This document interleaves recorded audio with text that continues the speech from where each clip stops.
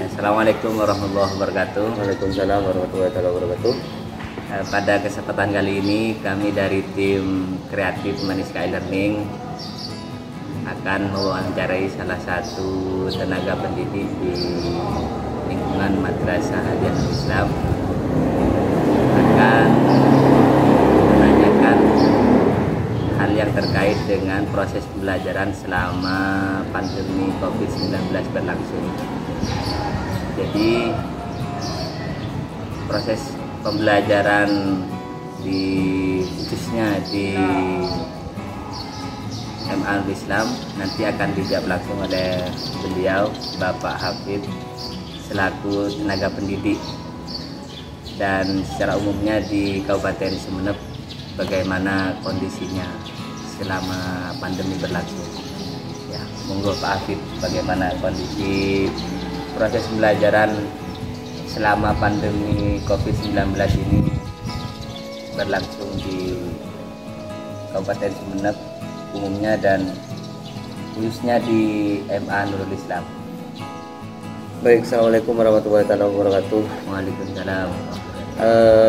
Sebelum saya menjelaskan secara spesifik tentang proses pembelajaran di era PJJ ini atau pembelajaran jarak jauh yang kita kenal dengan istilah seperti itu, ada beberapa hal yang perlu saya sampaikan dan mungkin ini perlu untuk kita ulas bersama dan kita kaji bersama Pak di sini gitu. Karena saya pun tidak punya kapasitas yang mumpuni untuk membahas hal tersebut. Cuma saya sebagai salah satu tenaga pendidik menyoroti dari segi pendidikan, tentu yang pertama saya berterima kasih terhadap pemerintah Indonesia beserta seluruh jajaran-jajaran pemerintah pelaksana sistem kepemerintahan di Indonesia ini yang telah bekerja keras dalam hal penanganan pemutusan mata rantai COVID-19 yang pada saat ini yang tidak diharapkan itu terjadi pula, yaitu perkembangan ke arah Omikron yang seperti yang sudah kita rasakan pada saat ini.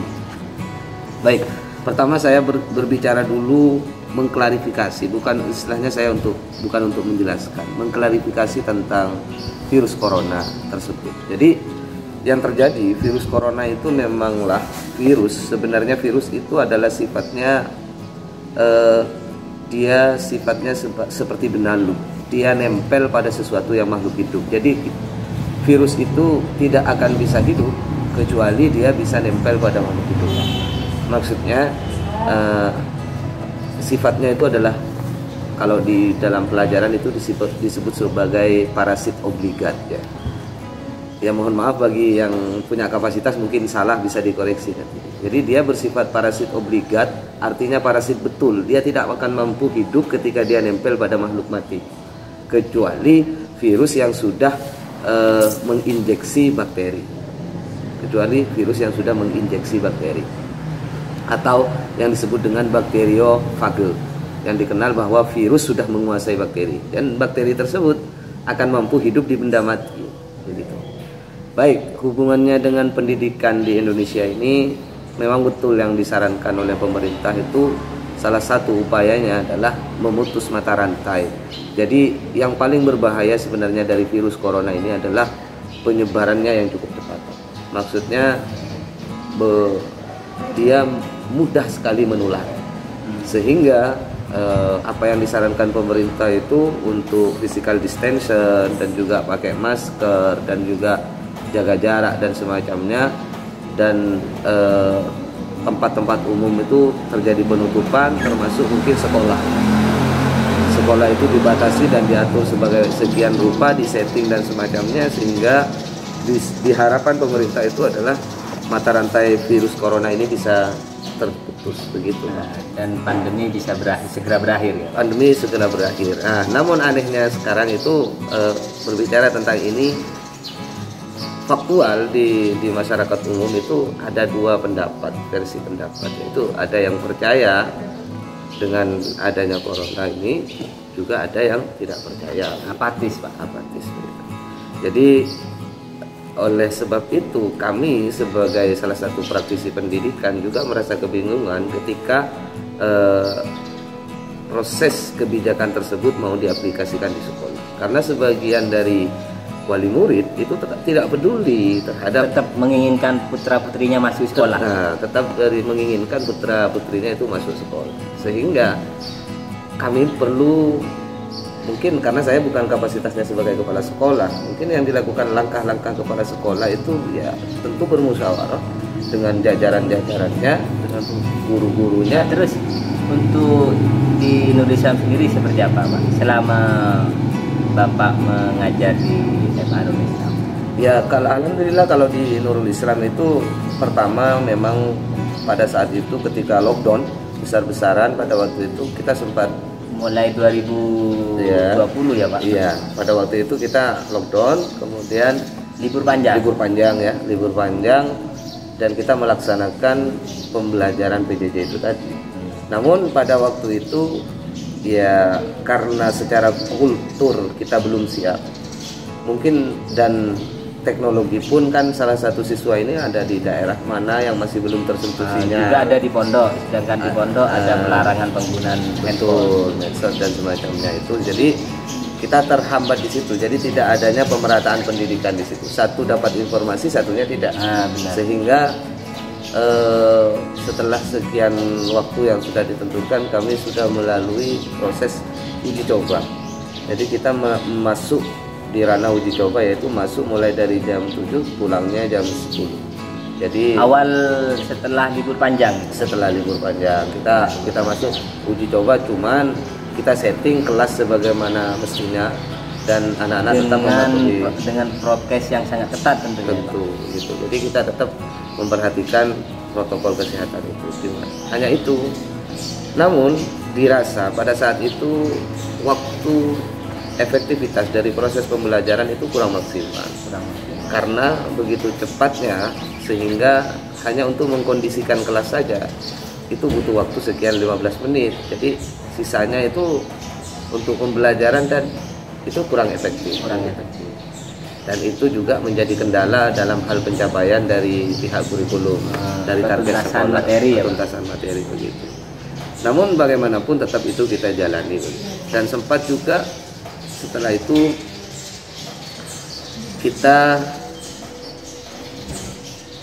mulai dari virus itu sudah mulai menurun, kita masuk normal pada saat itu. New normal, Pak. New normal lah istilahnya ya, normal kebiasaan baru, tapi jamnya seperti sedia kala. Dan pada saat itu juga bisa dikatakan masih kurang maksimal, karena bukan lagi kendalanya itu bukan lagi masalah waktu, tapi rasa takut dari kami juga, dari tokoh kalangan pengajar maupun dari siswa, itu sebenarnya fokusnya adalah takut untuk dekat dengan temannya begitu. Sehingga kita untuk berkonsentrasi itu pun juga istilahnya ada yang mengganggu di dalam pikiran kita, itu di mana untuk proses vaksinasi yang dianjurkan pemerintah di Nurul Islam seperti apa? Kalau proses vaksinasi di Nurul Islam itu kalau sesuai dengan instruksi yayasan, karena memang di masyarakat itu polemiknya berbeda, Pak. Karena kami juga sebagai penyedia jasa yang dipercaya oleh masyarakat banyak, kami pun harus mempertimbangkan beberapa hal dari masyarakat itu yang sekiranya nanti tidak terjadi suatu kontroversi yang bisa merugikan segalanya. Sehingga hasil keputusan akhir dari yayasan itu, yayasan secara personal itu setuju dengan program pemerintah vaksinasi.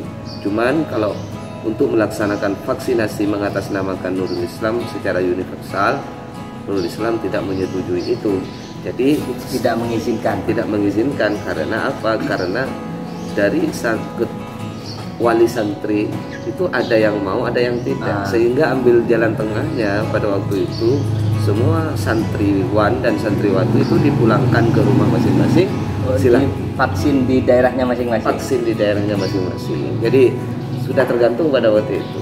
Kita melakukan prosedur itu karena atas dasar kita mengambil kebijakan secara majmuk, bukan secara personal. Begitu, Pak. Konsensus berarti, Pak. Iya. Untuk saat ini sendiri di Indonesia apa sudah mulai kembali kembali normal, karena kondisi penurunan COVID ini sudah mulai bisa ditekan, Pak. Iya.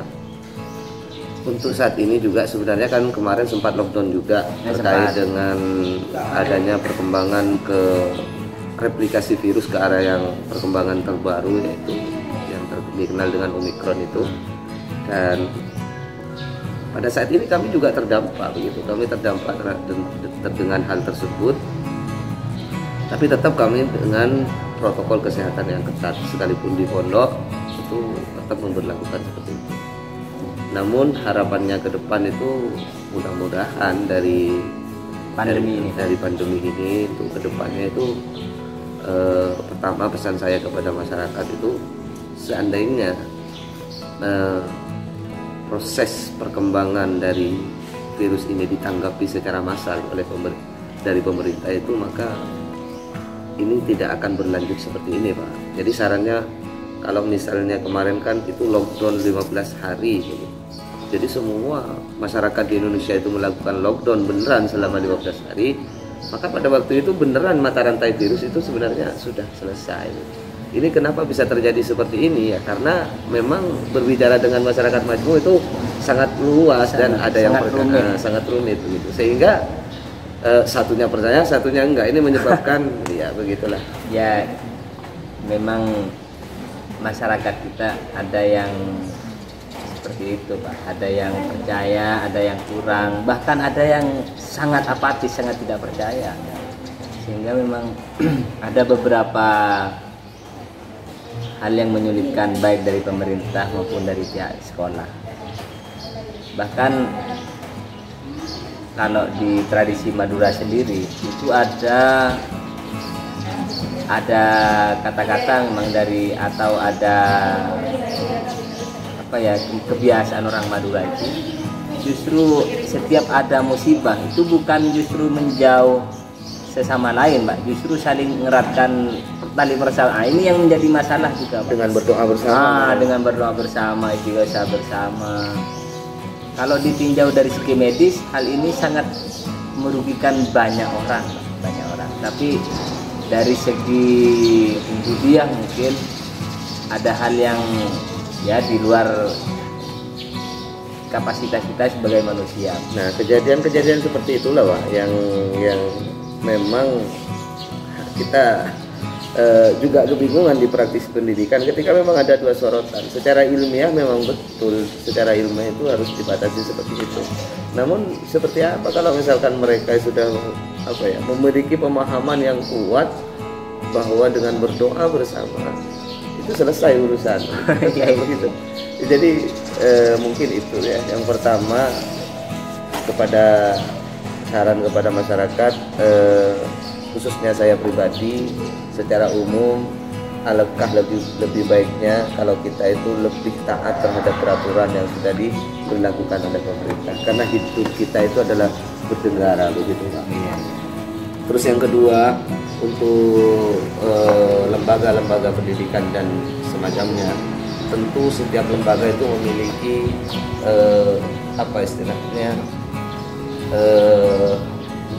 peta geografis yang berbeda-beda. Jadi secara peta geografis berbeda-beda tempat, juga secara culture atau kultural juga berbeda-beda menghadapi masyarakat di sekitarnya, begitu. Jadi karena berbeda-beda, tentu perlakuannya pun juga berbeda-beda. Nah, tapi meskipun bagaimanapun perlakuannya terhadap siswa, itu setidaknya itu mengikuti himbauan yang sudah dilakukan oleh pemerintah. Tidak bisa menimbulkan sekolah secara total, setidaknya bisa membuat sekolah itu taat terhadap aturan prokes yang sudah ditetapkan oleh pemerintah. Mungkin itu saja mungkin.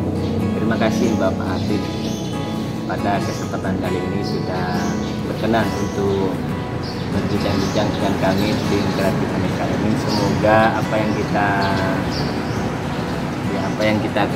yang kita bicarakan berdua banyak mengandung manfaat yang bisa kita ambil selama kita menghadapi masa pandemi COVID-19 kali ini. Kurang lebihnya mohon undur diri. Akhirul kalam. Assalamualaikum warahmatullahi wabarakatuh. Waalaikumsalam warahmatullahi wabarakatuh.